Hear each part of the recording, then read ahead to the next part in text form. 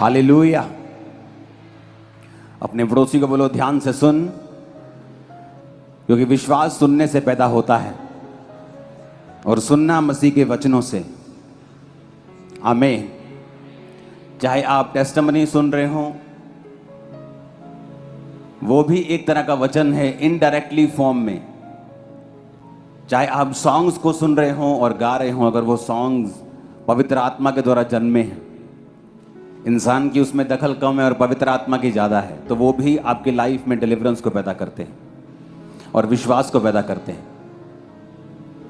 जब भी आप रियल वर्शिप करेंगे, आप हीलिंग को अपने अंदर आता हुआ देखेंगे, छुटकारे को आता हुआ देखेंगे। हालेलुया। याद रखो, परमेश्वर ने एक हमें स्ट्रक्चर दिया है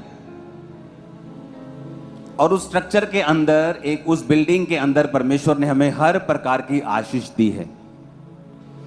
अगर मुझे आत्मिक आशीष चाहिए तो जिस तरह आप मॉल में जाते हैं, जो बड़े बड़े मॉल आज खुल रहे हैं, उसमें अगर आप जाएंगे आपको दुनिया का हर सामान मिलता है।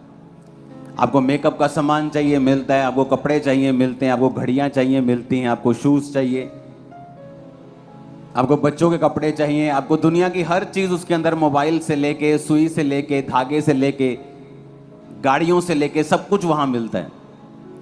तो परमेश्वर ने एक ऐसा स्ट्रक्चर, एक ऐसा स्पिरिचुअल मॉल हमारे लिए बनाया है कि उसके अंदर सारी चीजें हैं।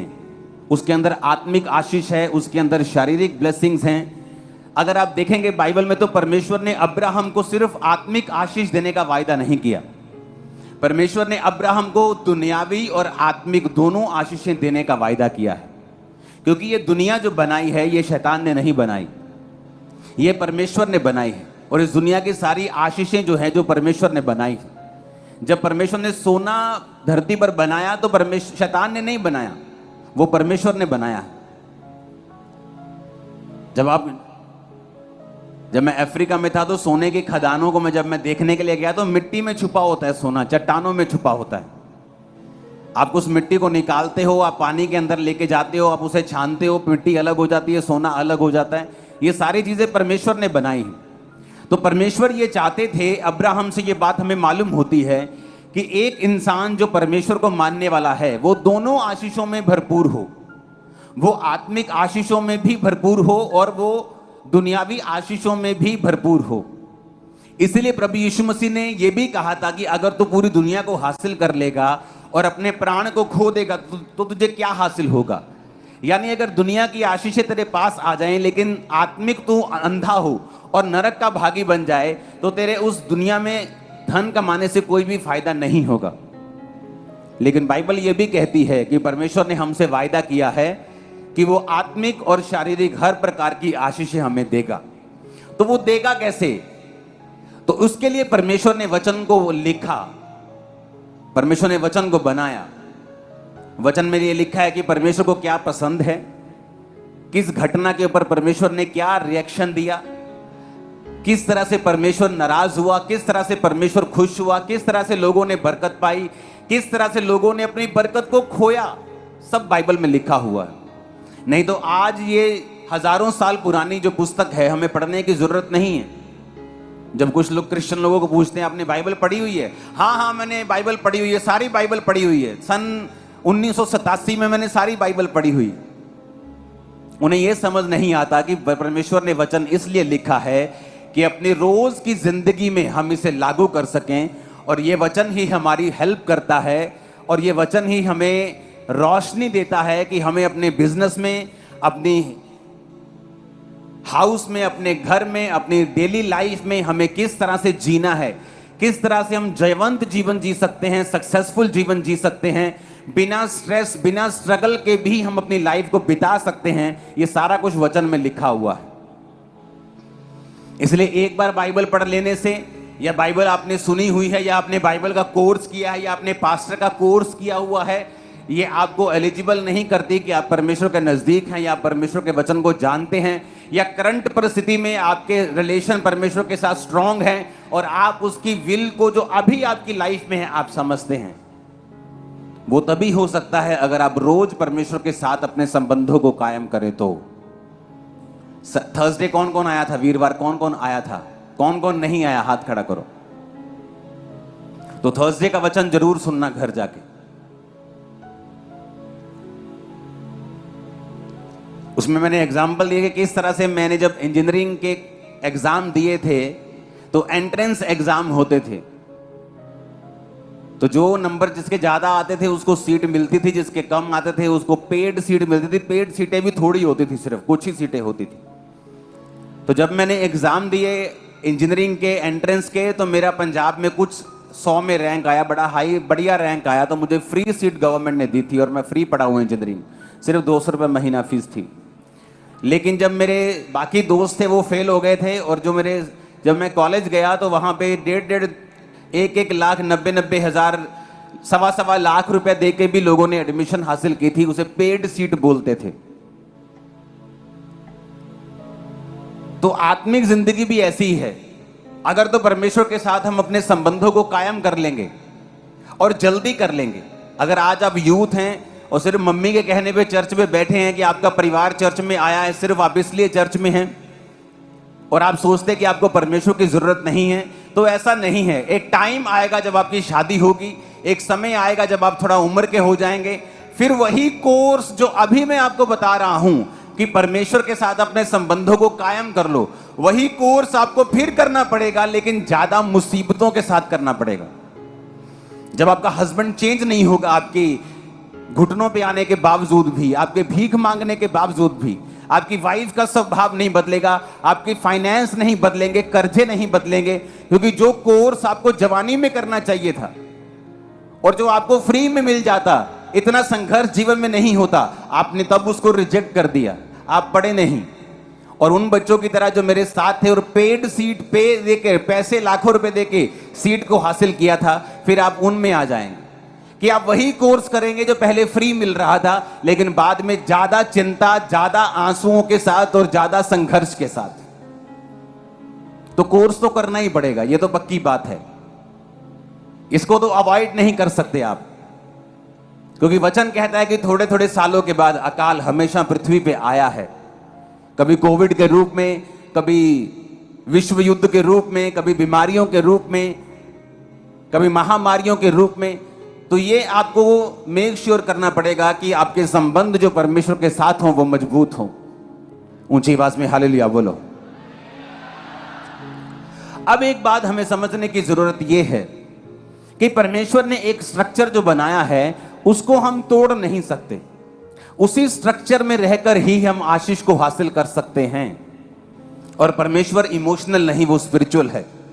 अगर वो इमोशनल होता तो दुनिया का हर रोने वाला बंदा आशीष पा जाता, कि परमेश्वर कहता देख भी कितना रोकर प्रार्थना कर रहा है।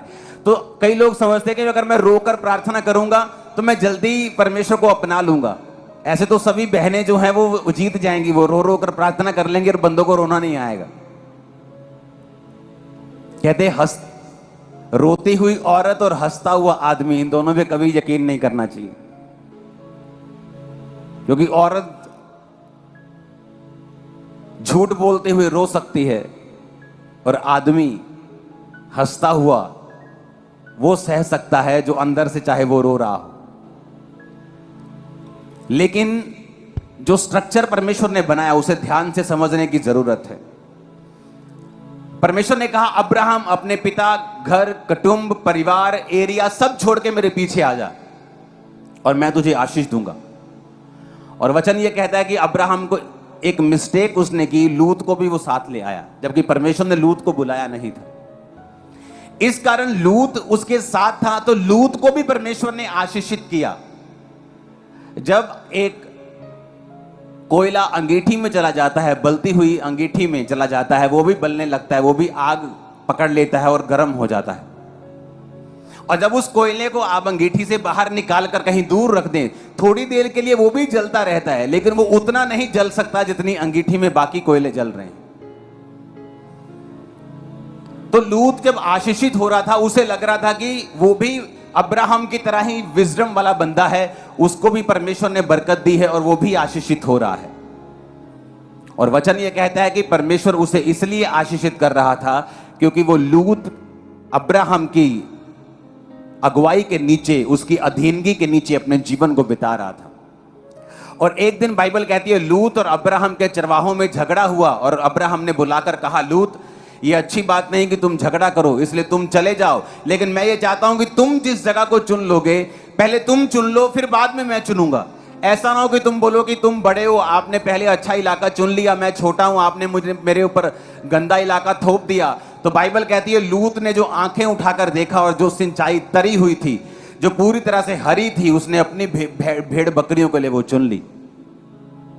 और वचन कहता है जब वो उस तराई में चला गया और बहुत दिन बीत गए तो लिखा एक राजे ने उस पर अटैक किया, क्योंकि जिस राजे को वो नीचे था दूसरे राजे उससे नफरत करते थे, और जब वो उस राजे को मारने के लिए आए तो उसकी प्रजा को उठाकर भी ले गए। और वचन कहता है लूत को, उसके सारे धन को, स्त्रियों को, वो सब कुछ उठा के ले गए थे। लूत अपने आप को छुड़ा नहीं सका। और वचन कहता है कि लूत में और उसके जो अब्राहम के चरवाहे थे उनमें झगड़ा हुआ। आपका स्टाफ कभी भी आपके परिवार से लड़ नहीं सकता जब तक आप अपने परिवार की चुगलियां अपने स्टाफ से नहीं करें। कितने मेरी बात को समझ रहे हैं? ऐसा नहीं था कि लूत को मालूम नहीं था, ऐसा नहीं था। चुगली आती थी लूत के पास और लूत उसमें आग डालता था। अच्छा बॉस, अब्राहम के चरवाहे ना तेरी भेड़ों को अच्छी जगह नहीं जाने देते, अच्छी चरगाहों में नहीं जाने देते, अपनी अपनी भेड़ों को वहां रखता है, इसलिए अब्राहम ज्यादा बढ़ रहा है, वो तो उससे जेलसी करता है। अच्छा, एक दिन में आदम गिर, एक दिन में हवा नहीं गिर गई, रोज शैतान उससे बात करने के लिए आता था। एक दिन में कोई पाप में नहीं गिरता, रोज शैतान उससे धीरे धीरे बात करता है उसको गिराने के लिए।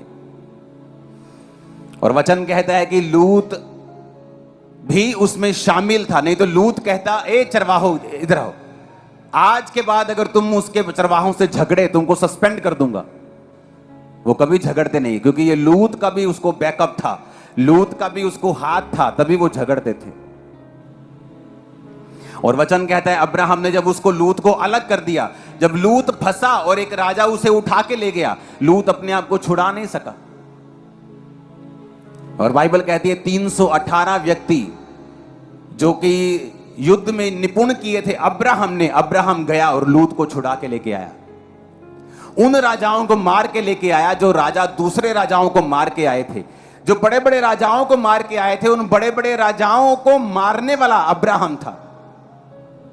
इसकी गूंज कम करना, हल्की सी आवाज बढ़ाना। आप सभी को जय मसीह की दोस्तों, मेरा नाम है रोहित कुमार। आप देख रहे हैं सच्ची और भक्ति चैनल में आप सभी का स्वागत करता हूं। दोस्तों, आप सभी लोगों ने वीडियो के पहले देखा होगा अंकुर नरूला जी की सामर्थ्य से भरी हुई प्रार्थनाएं। आज मेरे जितने मसीह भाई बहन हैं, आप सभी लोगों से कहना चाहता हूं, आप लोग अपने जीवन में इस सामर्थ्य से भरी प्रार्थना को ज़रूर सुनो। प्रभु आपको हर एक दुख और तकलीफ़ से, हर एक प्रॉब्लम से, हर एक दिक्कत और मुसीबत से आपको छुटकारा दिला देगा। वो सर्वशक्तिमान आपके जीवन को आज़ादी से आज़ाद करेगा, क्योंकि मेरे प्रियो प्रभु का वचन कहता है कि जो कोई व्यक्ति मेरे वचनों को अपने जीवन में व्यतीत करता है या मेरे वचन के तहत अपने आप को अपने जीवन को व्यतीत करके चलता है, तो प्रभु कहता है कि मैं उसके जीवन के सारे दुख और तकलीफ़ों को आज़ाद कर देता हूँ और उसके जीवन में कभी भी कोई प्रॉब्लम या दुख या तकलीफ़ या मुसीबत नहीं आने देता हूँ। तो यहाँ पे परमेश्वर का वचन कहता है। दोस्तों, मैं आप सभी लोगों को कुछ वचन पढ़ने जा रहा हूँ। यहाँ पे लिखा हुआ है, पढ़ते हैं एक इतिहास अध्याय 7 से 14 में लिखा हुआ है। यहाँ पे पढ़ते हैं, यदि मेरी प्रजा जो मेरे नाम से कहलाती है विनम्र होकर प्रार्थना करे और मेरा मुँह खोजे और अपने बुरे मार्गों से जुड़े, तो मैं स्वर्ग से सुनकर उनके पापों को माफ़ करूंगा और उनके देश को ठीक करूंगा। यहाँ पे परमेश्वर का वचन कहता है, यदि मेरी प्रजा जो मेरे नाम से कहलाई जाती है विनम्र होकर प्रार्थना करे। यानी कि मेरे प्यों, अगर परमेश्वर इस बात को कहता है कि यदि मेरी प्रजा जो है, जो मेरे नाम से जानी जाती है, जो मेरे नाम से कहलाई जाती है, अगर वो विनम्र होकर प्रार्थना करे, तो परमेश्वर यहाँ पे कहता है और मेरा मुंह खोजे, और परमेश्वर कहता है कि और अपने बुरे मार्गों से मुड़े, तो परमेश्वर कहता है कि मैं स्वर्ग से सुन करके उनके पापों को माफ़ करूंगा और उनके देश को ठीक करूंगा। उनके देश में आने वाली समस्याएं, उनके देश में आने वाली प्रॉब्लमें सब दूर कर देगा। क्योंकि मेरे प्यों, परमेश्वर कहता है यदि मेरी प्रजा, यानी कि प्रजा कौन है? प्रजा हम लोग हैं और हमारा राजा है परमेश्वर। वो परमेश्वर कहता है कि यदि मेरे प्रजा मुझ पर विश्वास करके, मुझ पर आशा करके और मेरे बताए हुए मार्ग पे अपने जीवन को व्यतीत करते हैं, तो परमेश्वर कहता है कि मैं तुम्हारे सारे दुख और दर्द को, मैं तुम्हारी सारी मुसीबतों को और सारी चिंताओं को मुक्त कर दूंगा। तो जितने मेरे मसीह भाई बहन हैं, आप सभी को कहना चाहता हूं कि आप लोगों को अपने जीवन में विश्वास रखना और परमेश्वर के बताए हुए मार्ग में चलना और बहुत ज़रूरी है। तो यहाँ पे परमेश्वर का वचन कहता है, 2 से 1 में पढ़ते हैं। यहाँ पे लिखा हुआ है, यदि हम अपने पापों को स्वीकार करें तो वह विश्वास योग्य और धर्मी है। और परमेश्वर यहाँ पे कहता है कि हमारे पापों को क्षमा करे और हमें सब अधर्म से शुद्ध करे। तो यहाँ पे परमेश्वर का वचन कहता है, यदि हम अपने पापों को स्वीकार कर लें तो परमेश्वर हमें विश्वास योग्य और धर्मी ठहराएगा और हमारे पापों को क्षमा करके और हमें सब अधर्म से शुद्ध करेगा। हमको हर एक प्रॉब्लम से, हर एक पाप से, हर एक जितनी भी चीज़ों से वो सर्वशक्तिमान परमेश्वर दूर करेगा, हमको बचाएगा, हमारे जीवन के सारे पापों को दूर कर देगा। क्योंकि बहुत से ऐसे मसीही लोग हैं जो आज अपने जीवन में पापों से परेशान रहते हैं, हताश रहते हैं और उनके जीवन में बहुत सारी समस्याएं बनी रहती हैं। तो जितने मेरे मसीह भाई बहन हैं, आप सभी लोगों से कहना चाहता हूँ, जितने मेरे मसीह भाई बहन हैं, आप लोग वीडियो देख रहे हो तो आपको अपने जीवन में अंकुर नरूला की प्रार्थनाओं को आप लोग सुन सकते हो और उनकी प्रार्थनाओं को सुन करके उनके द्वारा आप प्रभु के वचन को और प्रभु के बताए हुए मार्ग पे अपने जीवन को व्यतीत कर सकते हो। क्योंकि मेरे प्रियो, परमेश्वर कहता है कि जो कोई व्यक्ति मेरे दास के बताए हुए मार्ग पे चलता है तो उसके जीवन के सारे दुख और तकलीफ दूर होती है। इसीलिए मेरे प्रियो, हमें अपने जीवन में अपने प्रभु के दास के बताए हुए मार्ग पे अपने जीवन को व्यतीत करना चाहिए। क्योंकि वो परमेश्वर के दास हैं और वो परमेश्वर के बताए हुए मार्ग पे हमें चलाने की कोशिश करते हैं। तो जितने मेरे मसीह भाई बहन हैं, आप सभी को जय मसीह की दोस्तों। God bless you all of you. आमीन। नेक्स्ट वीडियो मिलता हूँ दोस्तों।